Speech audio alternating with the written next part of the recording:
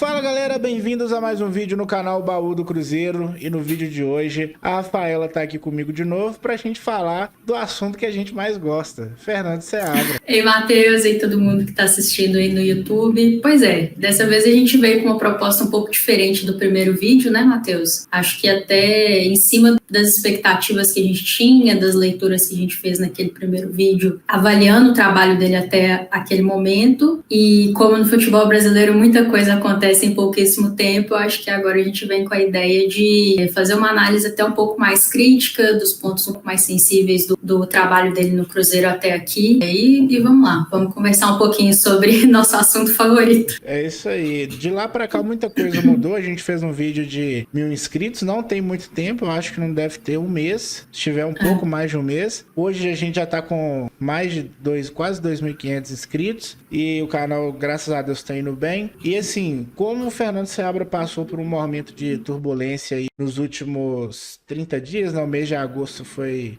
duro pra ele, pro torcedor também foi difícil. Então, assim, se a gente fez um vídeo elogiando e a gente, assim, não que tenha mudado alguma coisa, mas se a gente elogiou, eu acho que é justo também a gente apontar aquilo que a gente acha que tem que melhorar. Então a gente separou aqui 5 pontos, né, que a gente acha que para terminar o ano, e assim, eu falo terminar o ano porque eu acho que o Cruzeiro não vai mudar de treinador. Faltam 13 rodadas para acabar o Campeonato Brasileiro. A gente já tá nas quartas de final da Copa Sul-Americana e não faz sentido trocar de treinador agora, né? Eu sei que muita gente queria, mas eu acho que era mais também pela urgência dos resultados, né? Mas se fosse olhar friamente, não, só se fosse pensando assim, em trazer um nome que fosse mudar muita coisa, tipo o Vojvoda, mas assim, são nomes que estão fora, né? Não ia acontecer porque o Fortaleza tá muito bem no Campeonato Brasileiro e na Sul-Americana também, né? Pra mim, inclusive, é o favorito a ser campeão. Depois o Racing, depois o Cruzeiro. Os três times aí que vão brigar pelo título. E graças a Deus os dois estão do lado da chave, eles que se virem lá, né? Pois é até curioso isso que você tá falando. Eu tava lembrando, quando a gente gravou aquele vídeo de 1000 inscritos, foi um pouco antes, no mesmo dia, horas antes daquele jogo contra o Botafogo. Não sei se você lembra. Foi. E ali foi talvez o ápice do trabalho do Fernando Seabra no sentido de resultado e desempenho, né? Foi um jogo perfeito em que deu tudo certo. E aí, conforme os jogos foram passando, as coisas não foram tão perfeitas assim, né? Muita coisa não deu certo. E aí a gente apontar o que não está dando certo, ou oportunidades, né, de melhora, não significa necessariamente pedir a cabeça do treinador, né? Até porque não faz sentido, como você falou, o Cruzeiro está muito bem dentro do seu objetivo principal, que é a zona de classificação para Libertadores. Então salvo uma tragédia acontecer, e tragédia é tipo zona de rebaixamento, né? Outras coisas não são tragédia, não tem por que fazer essa troca agora. E aí, obviamente, né, no final do ano tem que ser feita uma avaliação, como com todos os profissionais do futebol, daquilo que vem sendo feito até aqui. Para mim, o saldo ainda é muito positivo, é muito mais positivo que negativo, e eu entendo que todos esses pontos que a gente vai tratar aqui estão dentro de um contexto maior, de um trabalho que é muito novo, poucos meses, ele não tem nem 6 meses à frente do Cruzeiro ainda, acho que 40 e poucos jogos que ele falou que ele tem aqui esse ano no profissional com o Cruzeiro, né?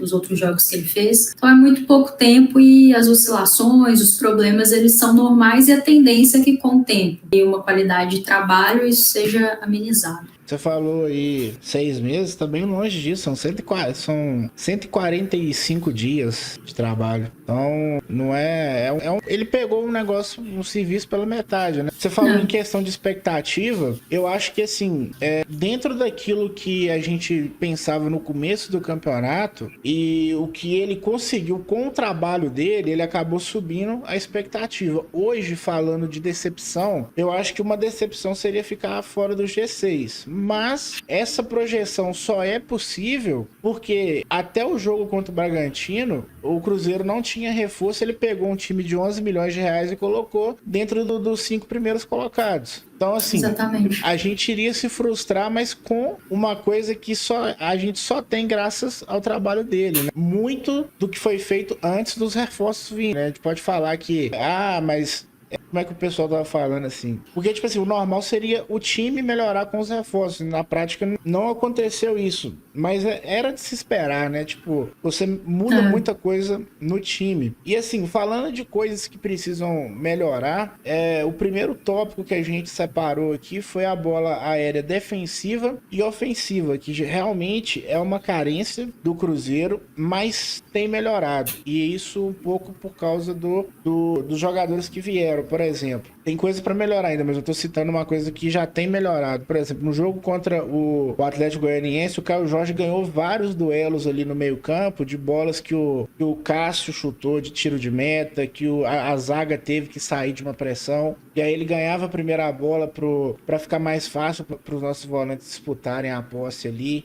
O gol do Matheus Henrique sai numa jogada assim, o Cássio chuta, ele ganha no alto, se não me engano, o Matheus Pereira já acha ele faz a jogada de linha de fundo e faz o cruzamento pro Matheus Henrique. Então, assim, já tem uma melhora, mas ainda está longe de ser o ideal, né? O Cruzeiro tem uma média, é a terceira pior média de altura do campeonato, e o pessoal do Cruzeiro Status trouxe um número que o Cruzeiro bateu, acho que mais de 150 escanteios e não fez nenhum gol. Assim, não que tivesse que fazer vários, mas tipo assim, é um dos times que mais tem escanteio e é um dos times que menos aproveita. E aí eu queria que você falasse um pouquinho aí desse tópico, que inclusive foi você que escolheu. O que você acha que dá para ser feito de diferente aí? Eu acho que são dois recortes, né? Bola aérea defensiva, bola aérea ofensiva, e eu acho que ambas precisam melhorar muito, e não é de hoje, né? É uma carência que já vem de algum tempo, perdão, e eu diria até que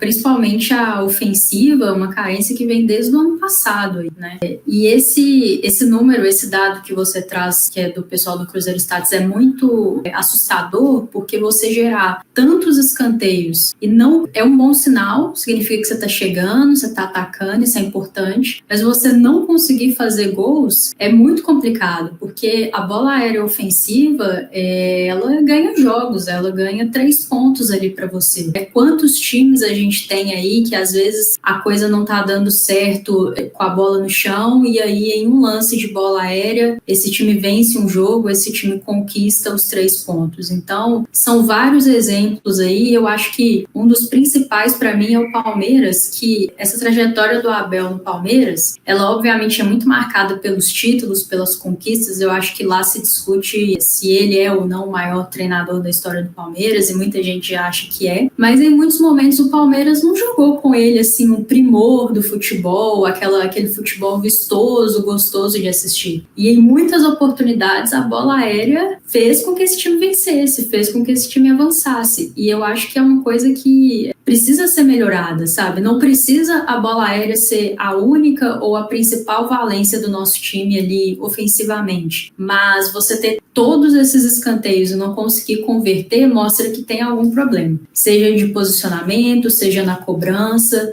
Tem muitas cobranças que são muito irritantes, né, Matheus? Assim, às vezes você tá assistindo o jogo, é muito irritante. Então é uma coisa que, assim, eu entendo que o tempo de treinamento nesse momento é nulo, né? Agora tá na data FIFA, mas quando tá tendo jogos quarta e domingo, não só o Seabra, como vários treinadores já falaram, você não tem tempo para treinar. Mas eu acho que, se for o caso, é necessário trocar o batedor, pensar um pouco mais isso aí, porque começa daí, e também o posicionamento e a estratégia na área, porque assim, não tem explicação você não conseguir converter os gols. E na bola aérea defensiva, é engraçado, porque assim, o Cruzeiro ano passado, ele teve a melhor defesa do campeonato ao lado do Atlético aqui de Minas, né?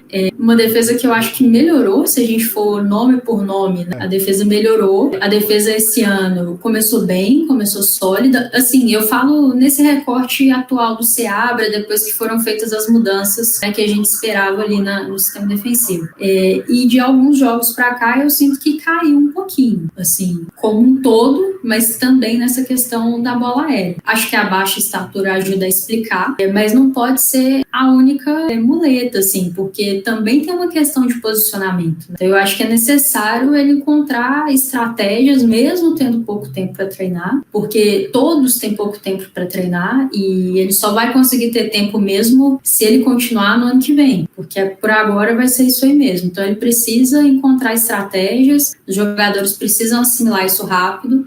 Não acho que tem que simplesmente trocar todo mundo ou contratar jogadores mais altos. o William é um baita lateral e ele não é alto, você vai trocar só por causa disso? Não faz sentido. Vidalba sempre compensa muito a falta de estatura com um ótimo posicionamento e velocidade. Então, assim, existem alternativas mesmo, considerando que isso atrapalha. Mas aí é necessário mais treinamento, mais encaixes. Não sei qual que é a sua opinião, já vejo pessoas falando em, de repente, trocar algumas peças ali da defesa, principalmente porque o Vidalba vem muito bem, né? Toda vez que entra muito seguro. Até queria que você falasse um pouquinho sobre isso, mas eu acho que é por aí. Então, assim, tem vários pontos que você falou, assim, que eu acho que é importante destacar, porque é o seguinte, eu vejo muita gente falar, o Vidalba não pode jogar porque ele é baixo. Todos os jogos que o Vidalba jogou, eu não vi ele ter problema com bola aérea em nenhum jogo. Em nenhum jogo. Mas eu acho que ficou mais esse misticismo porque ele é baixo do que propriamente por ser uma carência dele, assim. Ele até agora não aconteceu. Esse negócio de tempo que você falou, eu concordo. Eu acho que, assim, o Cruzeiro, defensivamente, cede muitas oportunidades,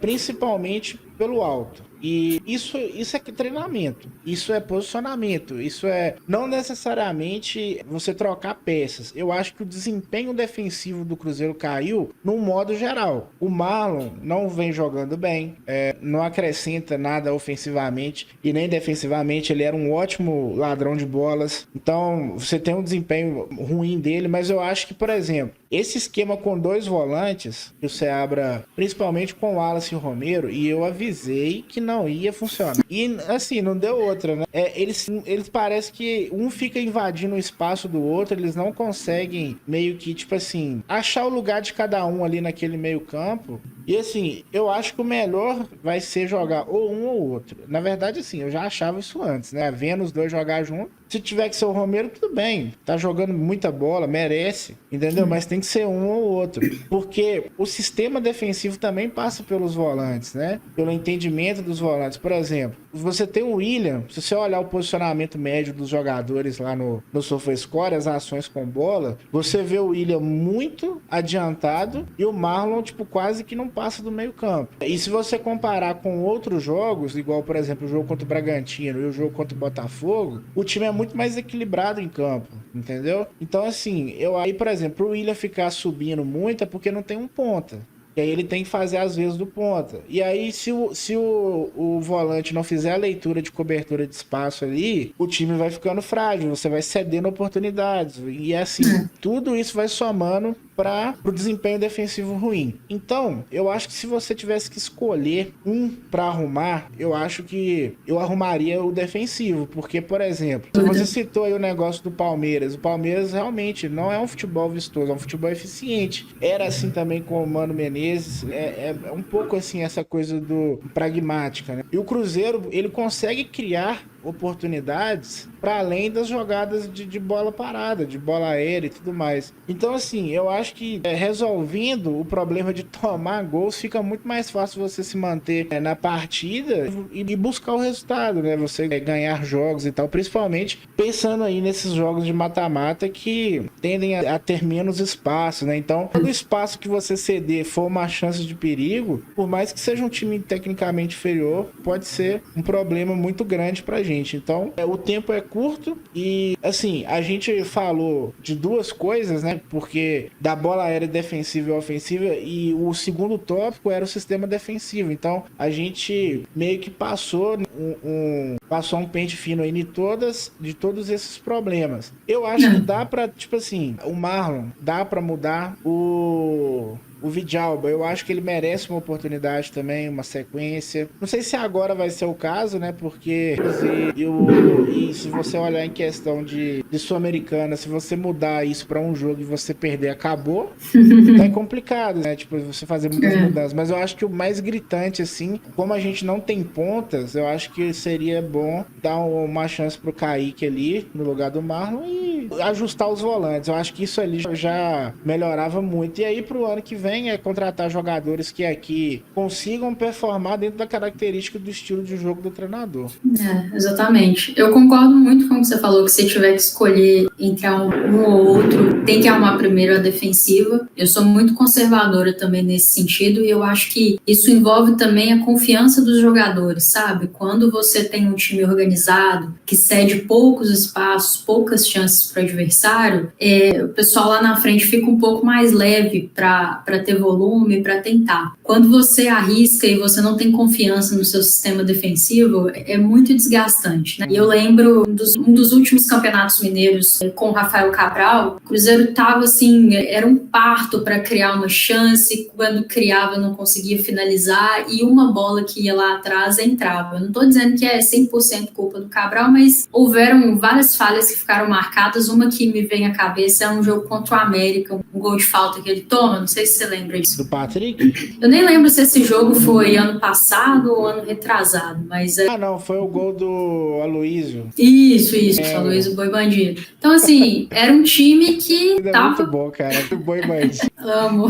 Apelidos fortes. Um abraço pra ele, que com certeza tá assistindo agora aqui o vídeo. É muito ruim quando você tem um sistema defensivo que não te passa confiança. E eu já percebi que os jogadores, eles estão sentindo o momento. Eu sinto uma falta de confiança às vezes. Eu sinto um certo pane em alguns momentos. Eu senti isso no primeiro tempo contra o Boca, ali no finalzinho. Eu senti que o time teve uma crise de identidade. Ele não sabia se ele rodava a bola e segurava, se ele atacava e tentava fazer o terceiro gol. E nessa indecisão ele acabou cedendo muitas oportunidades para o Boca e acabou tomando um gol totalmente evitável, né? Onde todo mundo ali falhou. E contra o Atlético Goianiense a mesma coisa, assim, né? O gol que o Cruzeiro toma a mesma coisa. Parece que o time dá uma desligada, dá uma desestabilizada e quando toma o gol parece que sofre mentalmente, né? Isso tem a ver com esses resultados aí negativos que a gente teve em sequência, né? O time sente isso, né? Então eu acho que também tem esse aspecto emocional que precisa ser superado, né? Assim, eu acho que são jogadores que estão num clube que obviamente é muito grande, mas para além da grandeza do clube, é a grandeza dos objetivos daqui para frente, né? É um time que vai precisar amadurecer e realmente crescer nesse aspecto, porque eu acho que isso também tem atrapalhado. Eu concordo que o Marlon está fazendo uma temporada abaixo do esperado. Ele se justificou recentemente, falando que ele começou o ano fazendo uma função diferente, né, ali com o Nico. Eu entendo, mas eu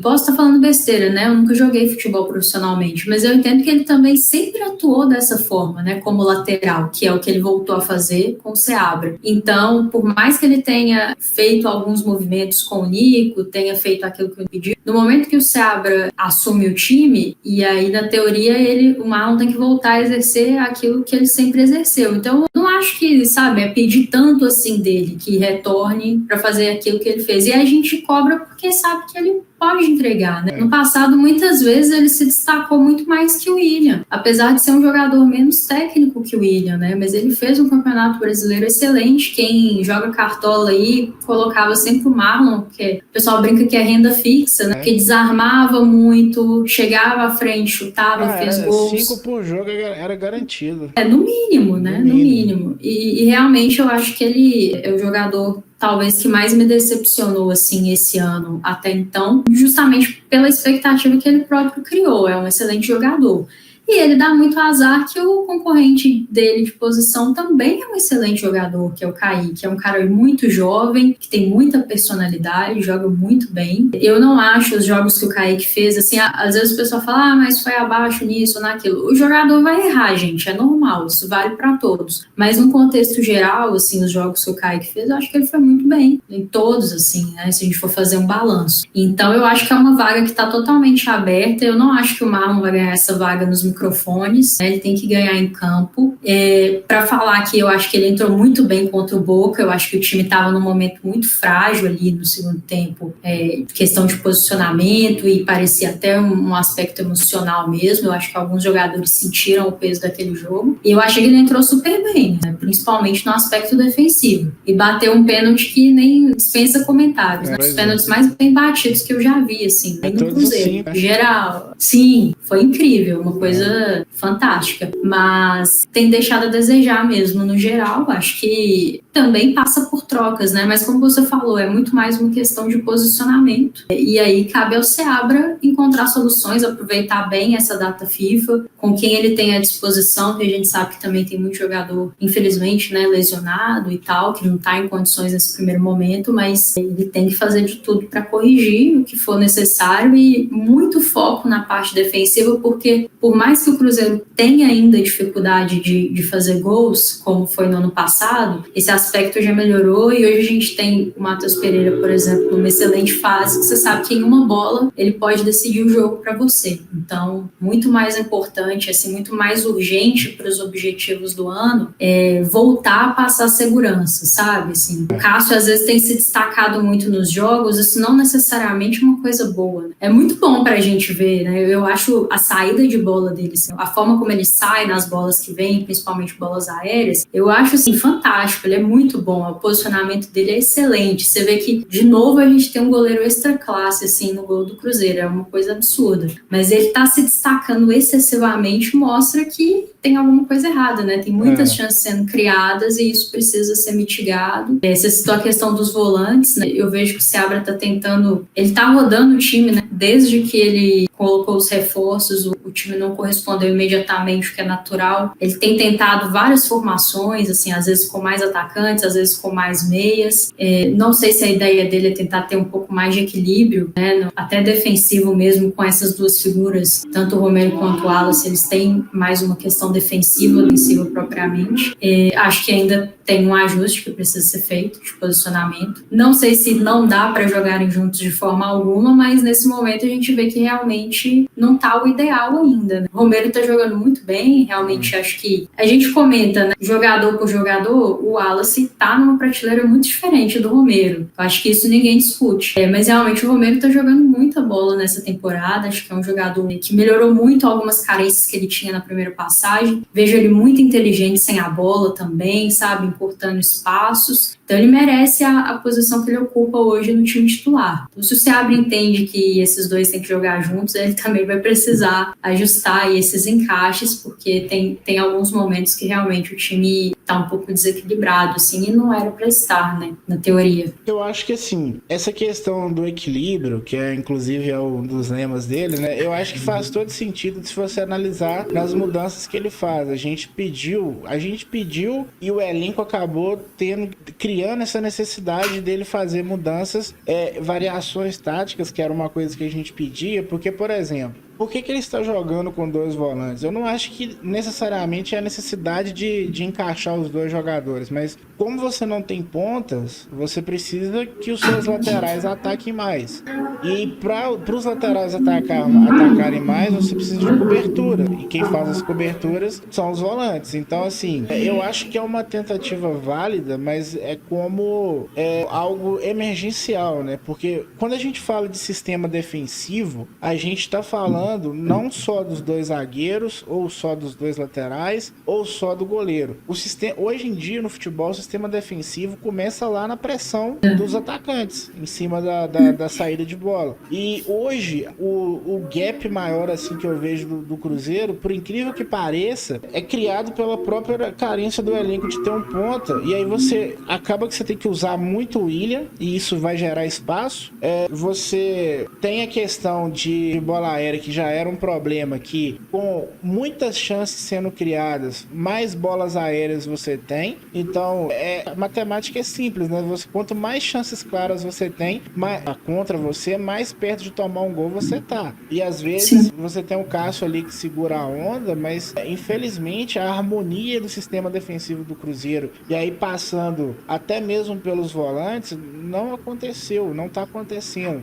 O Seabra tentou buscar soluções, isso aí não dá para dizer que ele não tentou, só que com o que tinha, não foi possível achar esse equilíbrio. Eu acho acho que com a volta do Gabriel Veron e a volta do Lautaro Dias, eu acho que é uma dupla, assim, de mais mobilidade. E aí, se você, por exemplo, o Caio Jorge fez um jogo bom, não é justo que ele perca a vaga de cara, assim, né, pro próximo jogo. Então, Claro. nessa última partida foi um 4-2-3-1. Então, já que você tem que usar dois volantes, usa o Romero e o Matheus Henrique. Você usa um volante de características diferentes, né? E aí você vai ter que usar o Vitinho ali para fazer a função do Barreal, que provavelmente não vai jogar, e até mesmo a função que o Matheus Henrique estava fazendo. Mas aí você tem a opção de espetar o Lautaro Dias e continuar usando o Caio Jorge centralizado, porque esse jogo que ele jogou só ele de atacante, ficou evidente que é o jogo que potencializa as características que ele tem. Tem até um vídeo no canal aí que eu analisei as jogadas dele. Ele fez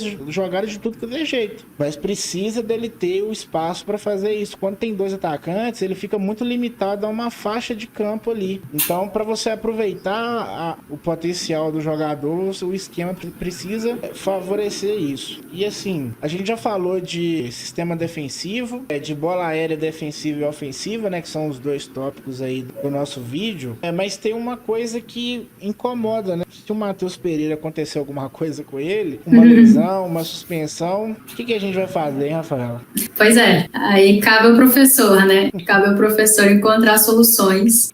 Eu acho assim, a gente tem que ter calma para fazer essas análises, né, Matheus? Algumas pessoas já vão por um lado, assim, o time depende muito do Matheus Pereira. Gente, quando você tem um jogador desse nível, é evidente que seu time vai depender muito dele. Todos os times que têm um jogador extra classe como ele, em especial nessa faixa de campo, as jogadas do time vão passar por ele, sabe? Então é assim com a Arrascaeta, é assim com o Matheus Pereira e é assim com qualquer um que seja desse nível. Isso em si não é um problema, né? O Matheus, ele tem que ter o seu jogo potencializado mesmo, e sempre que ele estiver disponível, ele tem que ter liberdade para jogar. Se for para escolher um para ter liberdade, tem que ser ele. Isso aí, para mim, tá muito claro. Dito isso, é óbvio que os adversários vão começar a criar dificuldades, e a gente já tem observado isso nos jogos, né? Tem ficado muito visado, o pessoal do Boca até, assim, questão de catimba para cima dele, muito, né? Desde o primeiro minuto do jogo lá na Argentina. Isso aí vai acontecer mesmo, cada vez mais, seja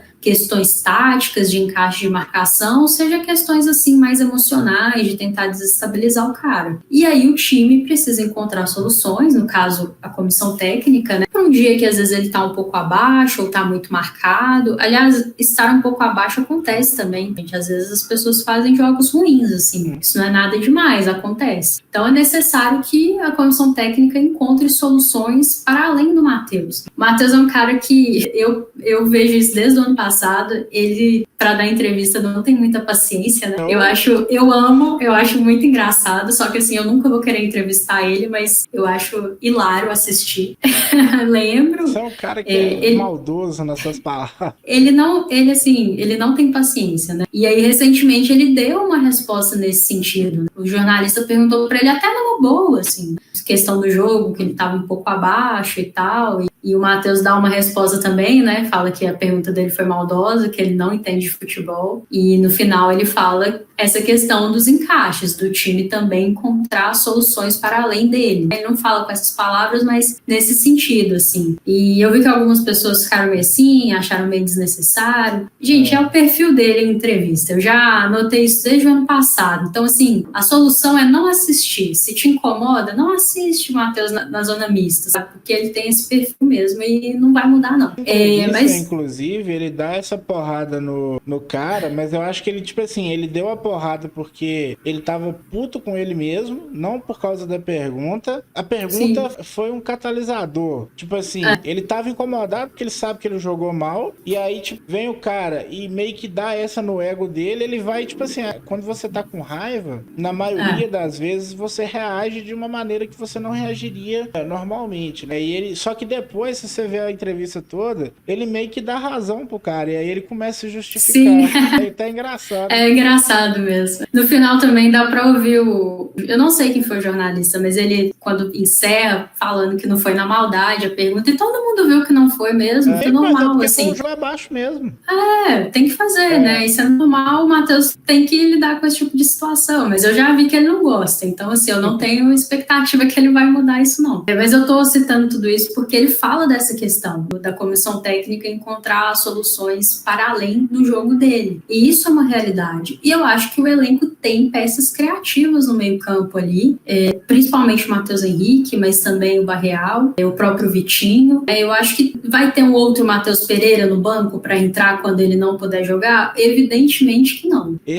O Matos pode contratar um jogador de bastante potencial para jogar ali? Pode, mas dificilmente vai ser alguém do mesmo nível, porque não ficaria no banco, entende? Sim. Então, assim, o time precisa encontrar soluções para além dele. Eu acho que uma coisa puxa a outra, né? Você já citou muito essa questão, a carência dos pontas faz com que muitas vezes os laterais tenham que subir muito. Às vezes, se você consegue também pontos para jogar com mais associação ali com os laterais, você faz um jogo mais pelas laterais do campo, não depende tanto assim do meio campo. Eu acho também que os outros jogadores têm que criar movimentos para que, se o Matheus estiver muito marcado e o time estiver fazendo aquele... Sabe quando o time vem e coloca 2 jogadores para marcar um jogador só? Isso significa que tem alguém livre, alguém ficando sem marcação. Então é necessário. Não só movimento do cara, tipo assim, dele fazer uma movimentação diferente do que foi treinado, mas também, tipo assim, do cara, de um jogador assumir a responsabilidade. Dele tentar fazer uma jogada individual, dele tentar... Porque senão fica tudo concentrado ali na parte criativa do Matheus Pereira, que se tiver um dia,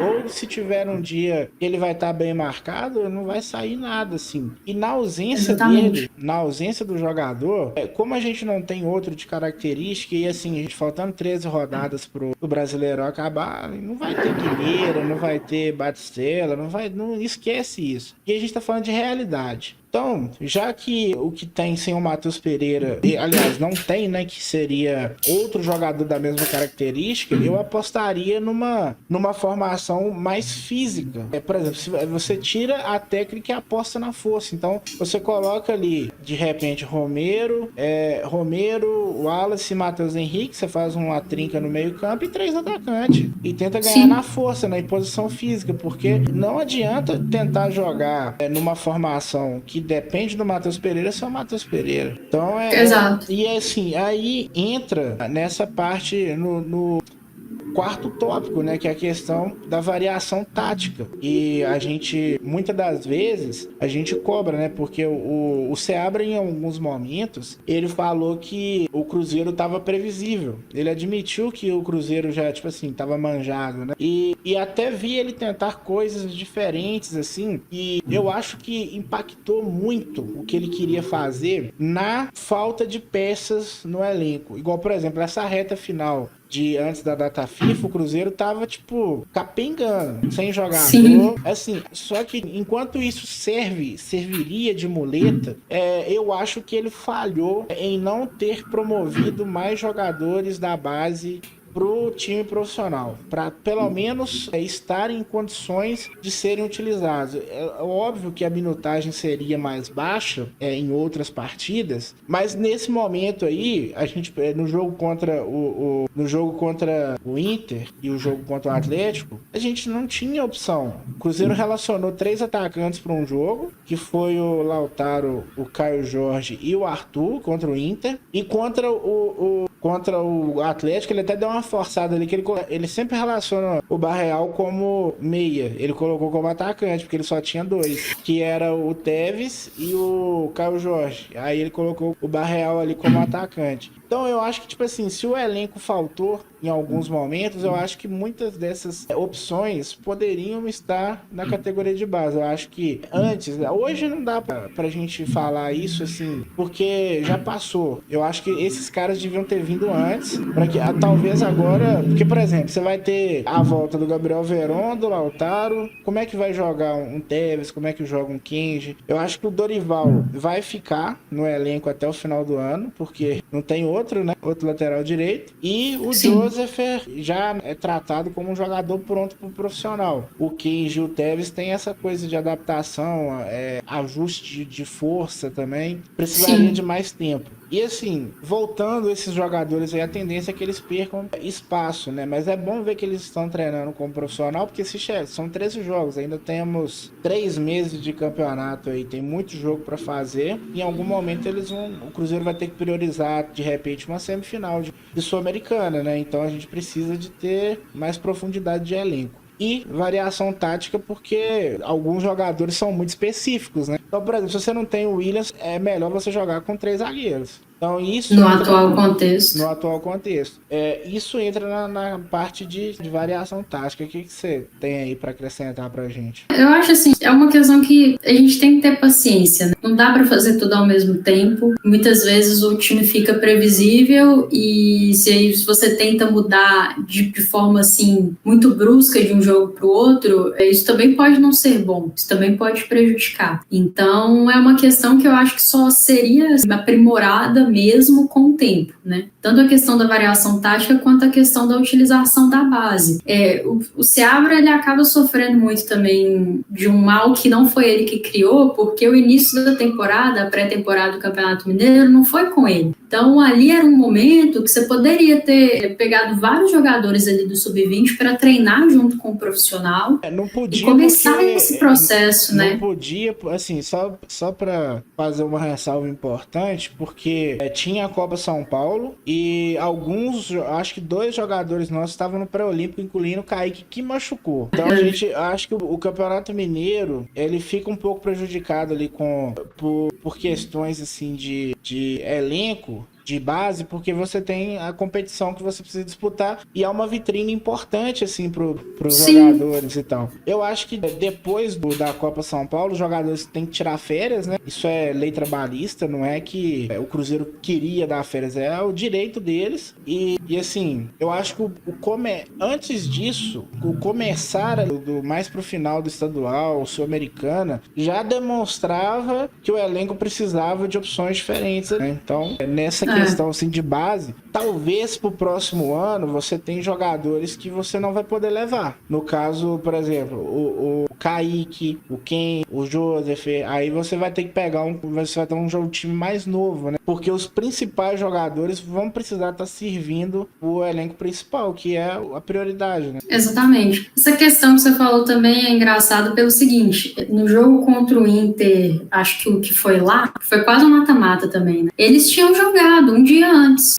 o Campeonato Brasileiro e o Cruzeiro tá bem, né? Tá na semifinal agora. Então, assim, sempre vai ter a competição de base. E o Cruzeiro tem feito um trabalho muito bom na base, né? A gente sabe que a base não é para ganhar título necessariamente, mas quando você chega sempre com consistência, igual o Cruzeiro tá chegando, é um indício de que o trabalho está sendo bem feito. Então, acaba que é um problema que quando você tem um time competitivo, né, na base, você vai ter esse problema de ter competições praticamente o ano inteiro. Aí você vai ter que priorizar, fazer o planejamento, né? Tipo assim, esses jogadores aqui, eu quero tê-los no meu time profissional, eu quero nesse momento tê-los na base. Às vezes é uma questão que eu me questiono, tipo assim, a utilização tão baixa desses jogadores no profissional é porque a prioridade do Cruzeiro enquanto instituição para esse ano aqui eles fiquem na base? Eu não estou dizendo que nem justificando. É uma questão que eu me questiono se não sei. Eu acho que o contexto, Rafaela, prejudica muito,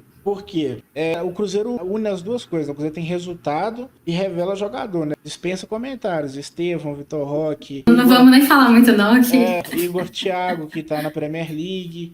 Só para citar 3 exemplos, assim, Maurício... Então, um jogador revela. Eu acho que, por exemplo, um time igual o Palmeiras, que tá numa situação muito mais confortável, de momento mesmo, de pressão, por exemplo, como é que se coloca o menino da base nos últimos 2, 3 anos aí, que o Cruzeiro tava brigando para cair? Na Série B, o Cruzeiro chegou a brigar para não cair, entendeu? E aí, em 2022, que foi quando o Ronaldo assumiu, talvez aquele time ali tinha um espaço para um ou outro jovem, mas a gente tava vindo de uma safra um pouco ruim assim da base, né? Os jogadores bons mesmos que a gente tinha eram de 16, 17 anos. que estão agora no Sub-20, né? Que é o caso do Japa, do Kaique, do Kenji, essa garota. O Kenji eu acho que chegou depois, mas o time bom nosso na Série B, o nosso profissional bom, era o time da Sub-17. Então, assim, essa questão de base, eu acho que, por exemplo, ano que vem, quando o Cruzeiro, se Deus quiser, estiver na Libertadores, vai ser muito bom. Porque o campeonato, se o Cruzeiro entrar nas fases iniciais de Libertadores, não conseguir uma vaga direta, isso significa que no final de janeiro, começo de fevereiro, você já tenha jogos de Libertadores. Jogo decisivo, jogar. né? Jogo decisivo. Isso significa que o Campeonato Mineiro você vai ter que deixar de lado. E aí, por exemplo, o Cruzeiro entrou o último Campeonato Mineiro precisando dar liga no time, com o elenco que tinha. Então, assim, o contexto é muito importante pra gente falar de aproveitamento de base, porque senão vai ficar igual foi ano passado, no final do ano passado, que você não tinha jogador, e aí você tinha que recorrer a Japa num clássico, nos momentos muito, tipo assim, eu falo, assim, com perdão da palavra, momentos arrombados, entendeu? Um menino pra jogar. Aí o Robert faz um gol que é um gol, assim, que, porra, salva o Cruzeiro, porque naquele momento, o Kaique jogou muita bola naquele clássico, ele sai até com cãibra, o Japa nem se fala. Então, assim, pra gente ver os caras jogando, até mesmo pro cara entrar, tipo assim, pô, eu tô entrando num jogo que eu preciso fazer um gol pro Cruzeiro não ser rebaixado. Outra coisa é o cara entrar, vou aproveitar esses 15 minutos aqui e mostrar meu futebol. Então, eu acho que o contexto é assim, tem que ser levado em consideração, porque se você olhar pros times aí que tem aproveitamento de base, todos os caras estão com 4 competições pra jogar, né? Então, acaba que uma hora ou outra você vai ter que usar o menino mesmo. Quando você tem um time mais estruturado também, né? Você já tá com um trabalho consolidado, é muito mais fácil você introduzir esses garotos tanto no dia a dia, ali no treinamento, e eles terem tempo para assimilar. Tava vendo a entrevista do Seabra hoje, ele fala sobre isso, né? Sobre a diferença de exigência, não só no jogo, mas a diferença de exigência dos treinamentos também, da base pro profissional, que muitas vezes o menino ele ainda não tá preparado mesmo para aguentar o ritmo, entende? Então, isso são coisas que a torcida não vai ver, a torcida vê o talento, né? Ver os resultados, os gols que eles entregam, e é óbvio que todo mundo quer ver esses jogadores tendo sucesso aqui no Cruzeiro, entregando tecnicamente e no futuro financeiramente, porque hoje o Cruzeiro precisa disso, assim como qualquer time brasileiro. A gente precisa fazer boas vendas para a Europa. Mas é questão de contexto mesmo, assim. Eu acho que não é o momento ideal. De novo, eles passaram a ser relacionados depois de um momento de muita pressão, né? Eu acho que aquele jogo contra o Inter no Mineirão, por tudo que envolveu, foi um jogo que a situação ficou bem pesada. Eu acho que se perde esse jogo contra o Atlético Goianiense, eu não sei se o Seabra estaria ainda treinador do Cruzeiro. Não é a minha opinião, mas é fazendo uma leitura de como a coisa foi escalando. E tem sido um questionamento constante da torcida e da imprensa, a questão da utilização da base, e ele falou, né? Só pra te perguntar uma coisa, porque isso aí que você me falou, você viu a entrevista do Matos lá no Samuel Venâncio? Vi. Cara, tem uma hora que ele fala assim que eles estão cumprindo a parte financeira à risca, e eu acho que isso também passa por decisões que eles vão tomar em todas as áreas, porque ele fala assim, o torcedor pode espernear, pode, tipo assim, pode ir lá na toca, que eles não vão fazer, eles não vão, por isso que o Cruzeiro quebrou, eles tomavam decisões com base em pressão, de tentar fazer uma coisa diferente e não confiar naquilo que estava sendo feito já anteriormente, né? Então eu acho que, por exemplo, o Seabra nunca teve perto de ser mandado embora, sendo bem sincero, assim. Eu acho que era uma coisa muito mais externa do que interna. As próprias coletivas dele, ele estava muito tranquilo.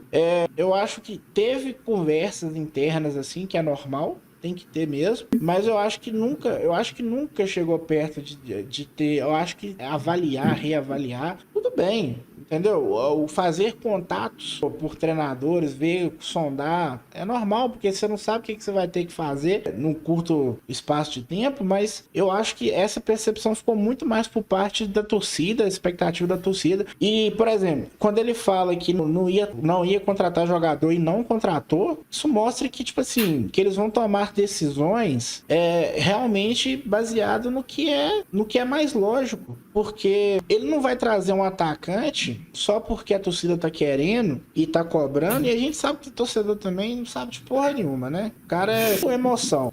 E então, assim, eles não podem agir assim, tem que ter o coração ali, porque futebol não dá pra ser não é uma empresa, você não é, né? Você não pode tomar decisões só emocionalmente, mas friamente, né? essa da parte que ele falou me deixou esperançoso, assim, de que tem algum trabalho sendo feito ali, sabe? Tem método, e vai ser seguido. E quando o Gabriel Lima saiu, eu tinha muito medo de que eles mandassem o planejamento financeiro do Cruzeiro pro espaço e fossem, tipo assim, então é pra tu mandar treinador embora? Vamos mandar então. E assim, não é o que Eu quero muito acreditar nisso, sabe? Mas assim, essas sondagens não é de agora, né? Essa história do Cuca tem um tempo já, foi na época que ele tava para sair lá do Atlético Paranaense e veio do jornalista de lá, né? Não vem do jornalista daqui. Aí a do Renato Gaúcho a mesma coisa, vem do jornalista de lá, não vem do jornalista daqui. Você falou, né? É normal ter essas sondagens. Já se pipoca muito aqui no jornalismo mineiro que já foi decidido que o Seabra não fica pro ano que vem, que o contrato dele se encerra, né, e que não vai ser renovado. Eu não quero acreditar, mas eu não duvido.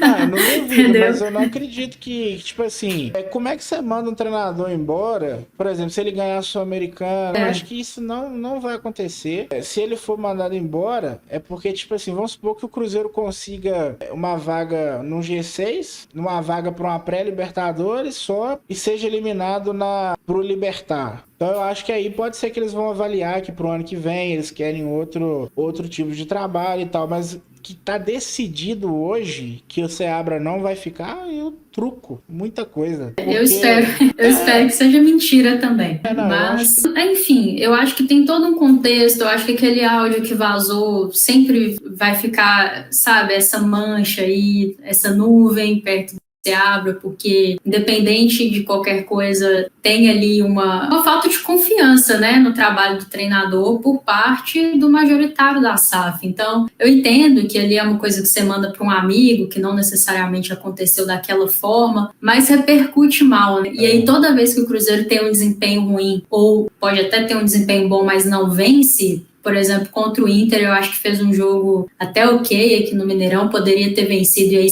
pra mim, eu sempre tenho que me corrigir, que eu acho que o Cruzeiro perdeu aquele jogo. Eu tenho que lembrar que empatou, porque a sensação foi de derrota, né? Toda vez que isso acontece, aí vem, né? Toda essa pressão, toda essa história de demissão.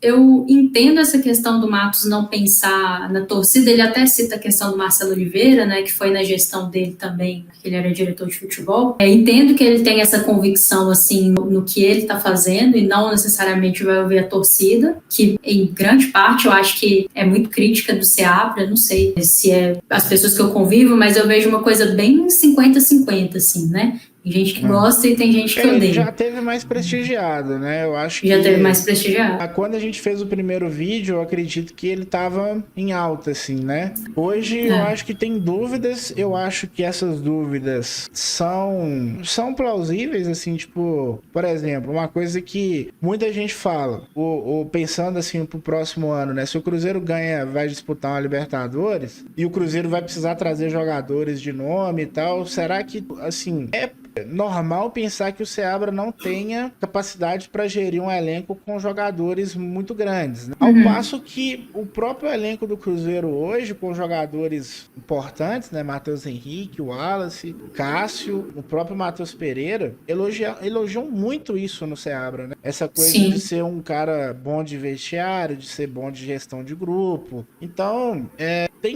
tem desconfiança que eu acho que é natural. A gente vê muita perseguição besta, né? Porque o cara não tem grife, e isso me incomoda. Mas colocou fulano, colocou ciclano, aí substituições ali, faltando 5 minutos para acabar o jogo. Isso eu acho que era uma coisa que o Seabra deveria gerir melhor. Eu acho que às vezes ele podia dar uma jogada pra torcida, sabe? Tipo assim... Deixa ele se divertir, pô, o Ramiro, quando o jogo tá acabando. Se o time tá ganhando, deixa é a vez dele se divertir. O problema é que, tipo assim... Não, eu concordo com o que você tá falando. Eu já brinquei com isso também, tipo assim, quando o Cruzeiro tava ganhando, eu falei, agora é a hora do Seabra brincar, de divertir, que vai o Ramiro. Eu já até postei um negócio assim mesmo. Mas, por exemplo, você vai dando minutos para jogadores que nem vão estar aqui ano que vem, cara. Matheus Vital, o Lucas Silva talvez fique, né? Que ele tem uma importância não só pro elenco, mas pro Cruzeiro. Mas o Ramiro não vai ficar. Então, assim, minutagens para jogador que não faz sentido, cara. Não faz sentido. O cara não vai ficar. Então é melhor Ele poderia se ajudar um pouco mais nessas questões. Principalmente essas substituições que são bem no fim do jogo, que você vê que é uma coisa mais para segurar, ou sabe que o jogo já tá acabando mesmo. Eu acho que ele poderia dar uma jogada pra galera, assim, principalmente aqui no Mineirão. Acho que você tem que saber ser político nesse tipo de profissão, onde você fala com muita gente, né, e mexe com emoções. E talvez ele ainda não tá conseguindo fazer isso, né? Não sei se ele pensa em algum momento fazer, mas eu acho que poderia. Apesar de tudo, a gente tem que lembrar também que é o primeiro time profissional que ele treina, né? E há 4 meses e pouquinho, né? Então, acho que ele vai chegar, assim, nos eixos, principalmente quando o contrato do Ramiro se encerrar. Eu acho que quando não tiver mais como colocar. Jeito, a gente vai ter que tirar o Ramiro, o Lucas Silva e o Vital do elenco pra ter paz. Pior que eu gosto do Lucas Silva, eu acho ele um cara útil, assim, dependendo do contexto do jogo, sabe? Um cara de cadência. O mais utilizado aí pra mim é o Lucas Silva. Rafaela, a gente falou de bola aérea, a gente falou de sistema defensivo, alternativas pro Matheus Pereira, alterações que poderia ser mais político, variação tática. Eu acho que a gente pontuou aí tudo que dá para melhorar e a gente espera, né, que ele faça isso aí pros jogos que restam. Eu gostaria de ver o Seabra mais um ano aí no Cruzeiro, lutando uma Libertadores, porque ele é um técnico muito promissor e assim como ele conquistou esse tempo aí na data FIFA com o trabalho que ele vinha fazendo antes, né? O Cruzeiro tem 41 pontos hoje, não vai ser... Você falando, eu acho que nem tragédia rebaixaria o Cruzeiro, porque com 41 pontos, difícil. Se você olhar no histórico aí... Teria que ser pegada Botafogo ano passado, que perdeu o título, mas em relação ao rebaixamento, né? Perder todos os jogos. Eu acho que mesmo assim ainda escapar. Graças a Deus. Então, assim, ele comprou esse bônus, né? Se fosse um videogame, ele fez ele foi pegando umas vidas ali no percurso, mas agora ele só tá com uma, né? Ele vai ter que ser perfeito até o final da fase aí, que no caso seria o campeonato. Não diria perfeito, mas assim, conquistar a vaga e na Sul-Americana eu acho que, no mínimo, o Cruzeiro, se for olhar a chave nossa, tem que chegar na final. Então, eu acho que a meta dele é essa, pensando numa renovação. Desculpa. Eu acho que a meta é essa, pensando numa renovação, é chegar na final da Sul-Americana. Não tô falando de ganhar, porque do outro lado você tem 2 times muito fortes, né? Ganhar ajudaria muito, eu acho que seria a garantia aí da renovação. Mas eu acho que chegar na final e ficar entre os 6 colocados no Brasileirão, que aí você pelo menos garantiria a vaga na Libertadores, já credencia ele para uma renovação. Algo diferente disso, eu acho que eles vão avaliar o que vai ter de opção no mercado ali pro próximo ano e fazer uma mudança. Então, eu acho que a gente falou de tudo, falamos bastante, tá dando aqui uma hora. A gente sempre fala que vai falar pouco, né? E no final o vídeo tem 2 horas. Tipo isso. Mas o vídeo ficou... Eu gosto de falar sobre o Seabra. Não tem... Os 2 maiores vídeos do canal estão falando sobre o Seabra. Mas é isso, vou deixar espaço aí nos seus últimos comentários. Seabra, a família do Seabra, torço muito por eles, assim. Assim, torço muito pelo sucesso dele aqui, sabe? Porque eu acho que, primeiro, ele parece ser um ser humano muito bacana. É óbvio que a gente não conhece na intimidade, né? Então, tudo pode cair por terra, mas pelo que a gente vê dele falando nas entrevistas, hoje eu tava aqui fazendo minha faxina e 2 horas de entrevista com ele, né? E assim, é uma trajetória muito rica até chegar onde ele está. É o primeiro trabalho, mas tem muita coisa antes. É um cara que eu admiro, assim, pela capacidade que ele demonstrou até hoje também nas coletivas, de manter a calma e não escorregar em algumas cascas de banana que o pessoal joga para ele. Eu acho que isso não é fácil. Quando eu vejo as principais lideranças do elenco corroborando com o trabalho dele publicamente, seja fazendo gol e indo abraçá-lo, seja nas entrevistas, isso para mim evidencia que é um cara que tem uma boa gestão de grupo, que lá dentro me parece sim que os jogadores estão muito fechados com ele. Em algum momento chegou a se ventilar de ter jogador fazendo corpo mole, de jogador querendo derrubá-lo. Eu acho que quando a bola não entra, o resultado não vem, criam-se 1000 teorias, né? Mas assim, Cara, um time que faz aquelas cobranças de pênalti que fez contra o Boca tá querendo classificar, não tá querendo derrubar o treinador. E seria a coisa mais fácil do mundo derrubar o treinador naquele contexto, né? Mas, então assim, vejo os jogadores fechados com ele. Isso é muito frágil e muito importante, né? A gente sabe que jogador derruba treinador no Brasil mesmo, isso não é mito. Então, que bom que ele conquistou isso com tão pouco tempo. Parece ser um cara do bem, um cara bacana, torço por ele, pela família, tomara que eles deem muito certo aqui, porque eu acredito que ele vai ser um grande treinador. E eu gostaria de ver isso aqui, porque eu acho que a gente resolve um grande problema, porque não é fácil achar treinador, sabe? E é muito fácil de perder também. Nada garante que no final do ano não vai vir uma proposta de um desses mercados aí que pagam o que ninguém aqui pode pagar e ele vai decidir ir. Eu acho que pra fora ele não pode ir porque ele ainda não tem o curso, né? Mas não vai terminar nunca esse curso? Diz que vai ainda não, né? Pelo amor de Deus, não fez estágio obrigatório? O que é? O que dava pra fazer online ele fez, tem algumas coisas que é presencial. Aí vai ter que ser no final do ano, entendeu? Graças a Deus. Menos um problema, então. Eu acho que ele pode receber proposta do Brasil mesmo, né? Então. Não duvido. Mas de fora, assim, acho difícil por causa dessa limitação. Eu achei que ele já tava acabando esse negócio do curso. Tá acabando, mas falta o presencial, né? Entendi, falta o estágio. Falta o TCC, né? Falta o TCC ainda. Mas, assim, quero muito que ele dê certo aqui. Primeiro, por ser cruzeirense e torcer pelo time, né? Eu quero sentar para assistir o jogo do Cruzeiro e ver o time jogando bem, ver o time conquistando seus objetivos e, consequentemente, formando um treinador, né? Eu acho que isso é tão raro no futebol brasileiro, e se a gente conseguisse passar pelos momentos de oscilação, entendendo, assim, que o trabalho tem sido bem feito, e isso não eu e você, a torcida, porque a gente não toma decisão, mas lá dentro, né? Se houver esse entendimento que o Seabra tem uma boa gestão de grupo, tem bons treinamentos, está cumprindo com aquilo que é necessário cumprir, os resultados estão vindo de forma coerente, tomara que eles tomem essa decisão de seguir com ele para o ano que vem, sim, porque eu acho que, é óbvio, ele não é o único treinador do mundo, se surgir uma baita oportunidade de mercado, beleza, mas aí a gente também tem que estar preparado para começar tudo do zero, e principalmente se for um estrangeiro, se for um cara que vai fazer seu primeiro ou segundo trabalho aqui no Brasil, a gente vai ter que ter paciência, a gente vai ter que aguentar certas coisas, igual foi com o Nico, e aí você vai dificultando a sua própria trajetória. Para um clube que quer voltar a ganhar títulos, ele tem que estar disputando sempre com condições de ganhar, né? E se você tem um bom treinador e dá manutenção para esse trabalho, a sua chance aumenta consideravelmente.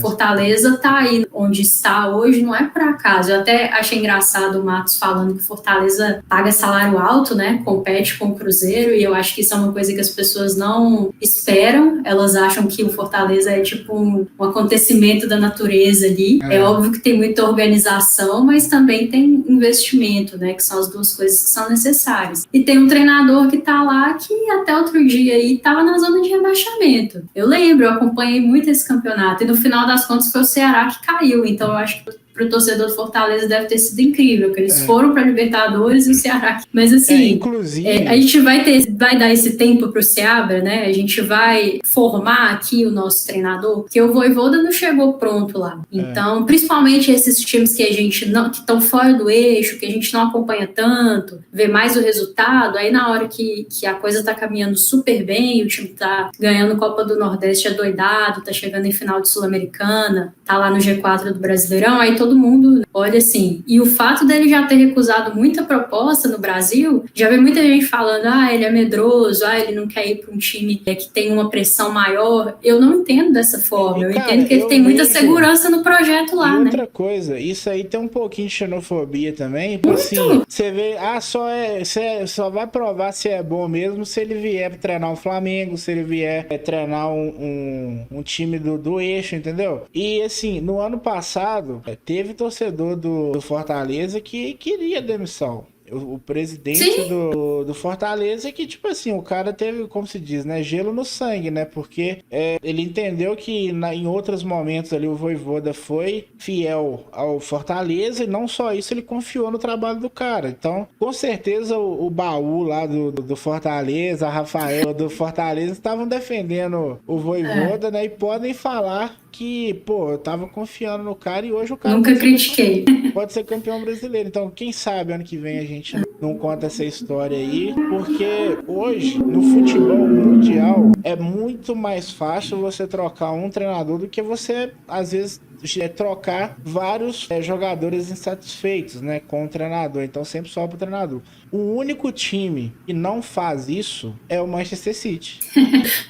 Se o Guardiola vier pro Cruzeiro, todos os jogadores que ficaram insatisfeitos com alguma coisa e até tentaram criar um certo... O Cancelo é um exemplo, né? Ele tinha ali uns jogadores portugueses que meio que comprou o barulho dele lá. O Manchester City mandou o cara andar, bicho. Tem contrato até 2027, agora conseguiu mandar ele embora pra Arábia lá, definitivamente. Mas, tipo assim, a diretoria do City é tipo assim, no meu Guardiola ninguém toca. Então... mas assim, é óbvio, né? É o maior treinador do mundo aí. Mesmo quem não gosta tem que admitir que o campo e a bola não mentem. Então, óbvio, fica mais fácil, mas dispensa comentários. Mas assim, também é convicção, né? Porque ali na Premier League, eu não torço pra ninguém, mas eu gosto de assistir.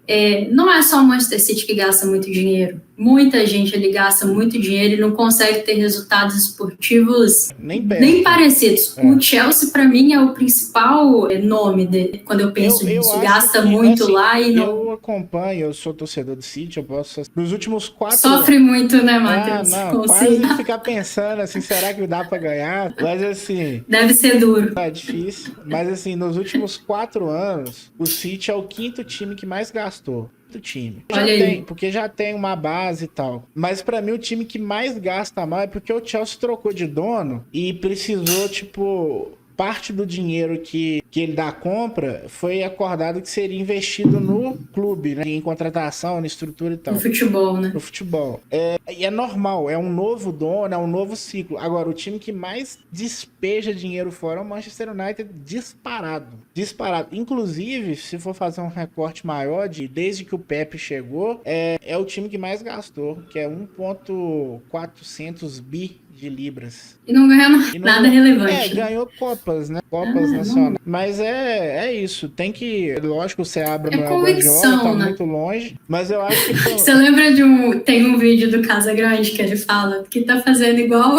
Mas vamos com calma. Não tô comparando, vamos com calma. Mas tá falando igual. Esse vídeo... Posso ou não estar comparando. Eu postei esse vídeo do Botafogo. Ai, meu Deus. Esse vídeo vai ser bom. Mas é convicção, né, no trabalho. Eu acho que é isso que é importante. Se você tá vendo que os pilares no dia a dia estão funcionando, é óbvio que você tem que fazer uma análise jogo a jogo, mas a análise do jogo, dos 90 minutos, ela tem que estar dentro de uma análise de um contexto maior. Então, independente do que acontecer, gente, mesmo que o Cruzeiro seja eliminado agora, nas quartas de final, não dá para isso ser, assim, o único aspecto que vai pesar. Isso tem que ser analisado dentro do contexto. Tudo que a gente falou aqui que precisa melhorar, não tem nada desesperador, principalmente se você considera que é um cara que tem 4 meses e pouco de trabalho. Então, assim, tá absolutamente dentro do normal não ter tanta variação tática, não ter tanta alternativa ao seu melhor jogador, um pouco de oscilação ali defensiva, uma dificuldade no encaixe numa bola aérea. Isso aí é com tempo, é com treinamento, é com peças. Então, faz parte esse momento, né? Eu acho que a coisa, se a gente analisa outros times, né, o campeonato e a temporada que outros times estão fazendo, seja com treinadores que já estavam mais tempo, ou que chegaram também no ano, você vê que os problemas poderiam ser muito maiores, principalmente porque foi o que você falou no início do vídeo. O time que ele pega ali no início é um time, uma folha salarial de 11 milhões, né? Muito longe. O time custou 11 milhões. 11 milhões. Qual que era a folha salarial? A gente não sabe? A folha salarial, eu acho que... Hoje ano passado 15. Era 7. Eu acho que aumentou um pouco, assim. Deve estar uns 13? Hoje, 17 mais ou menos.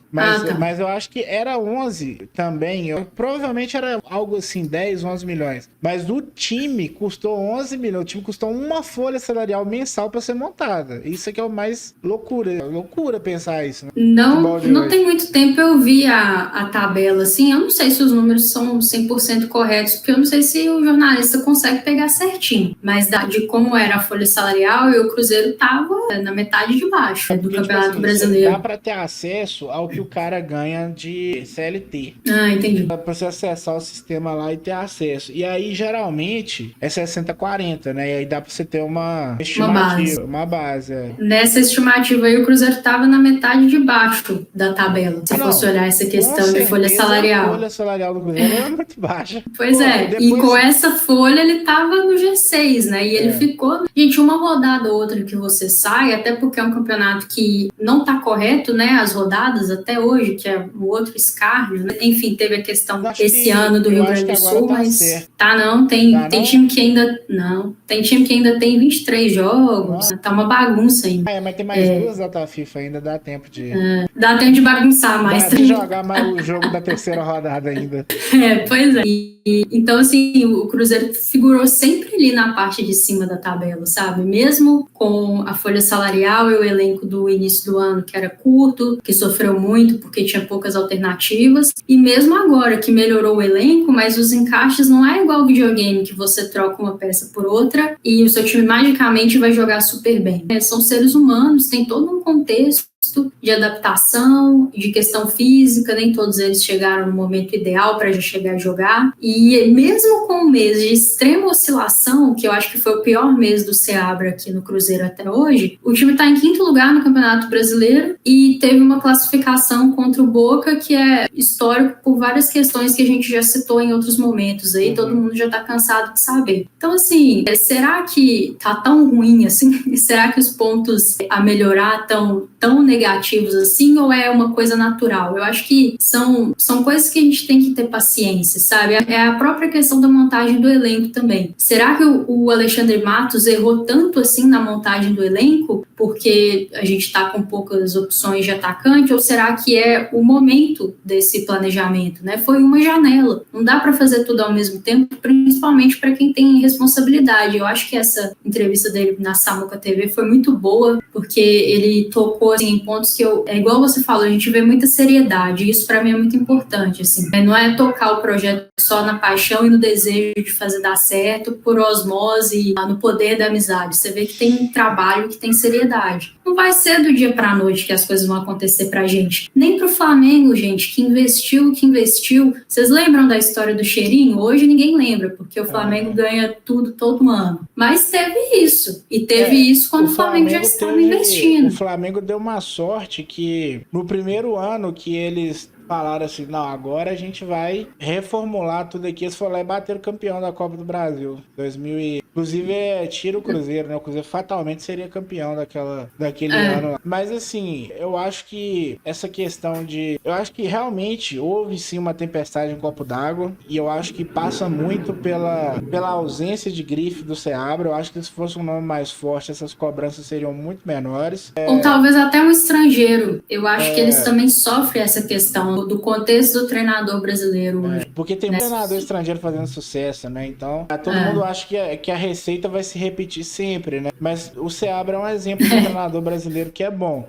E assim, eu acredito que o Seabra tinha trabalho, tinha resultado, talvez naquele momento não tivesse desempenho para poder para ter mais tranquilidade. Só que faltava nome, né? É uma pena que a avaliação de muitos ficaram pautada nisso, né? Porque a gente poderia perder um treinador promissor. E se você parar para pensar assim que o Cruzeiro, o que era o Cruzeiro 2 anos atrás e o que é hoje, muita coisa mudou. As expectativas do torcedor, é até estranho o torcedor ter tanta expectativa assim, porque o cara da onde a gente há 8 meses atrás, sabe? Tipo, sei lá, eu acho que a gente deu uma empolgada assim. Quando eu falo a gente, eu falo o torcedor, não tô falando a figura torcedor, não tô falando que é uma pessoa, duas pessoas, não, o coletivo, Sim. né? E isso prejudicou bastante a avaliação, a leitura, porque, sei lá, querer dar certo assim a todo custo e não tem garantia nenhuma de que outro treinador faria melhor. E tenho certeza que se fosse outro treinador de mais nome, né, igual eu falei, ele teria esse respaldo. Rafa, eu acho que a gente Deu por hoje. falou tudo que dava pra falar, porque senão eu tenho até uma ideia de um outro vídeo, e se a gente continuar falando, a gente vai acabar entrando nessa pauta, e aí eu quero segurar esse cartucho aí pra semana que vem, pra gente fazer um outro vídeo aí, mas aí já Bora. fica o pessoal sabendo que semana que vem a gente volta aí com outro vídeo, fazendo uma análise aí de... Não vou falar o que é, não vou dar spoiler não, mas... Sem spoiler, nem eu sei o que é, mas tudo nem eu bem. não tinha te falado ainda não. Mas a conversa tava caminhando pra isso aí, então vamos... Acho que a gente conseguiu falar tudo que dá pra melhorar. A gente falou até mais, assim, do que, tipo assim, de mais coisas, né? Eu acho que tem que falar mesmo, porque se a gente vier falar assim, tem que melhorar isso, mas a gente não abordar contexto, a gente não abordar... Se a gente não contextualizar, eu acho que não fica honesto a análise. Ou fica parecendo que a gente tá defendendo a qualquer custo, ou fica parecendo que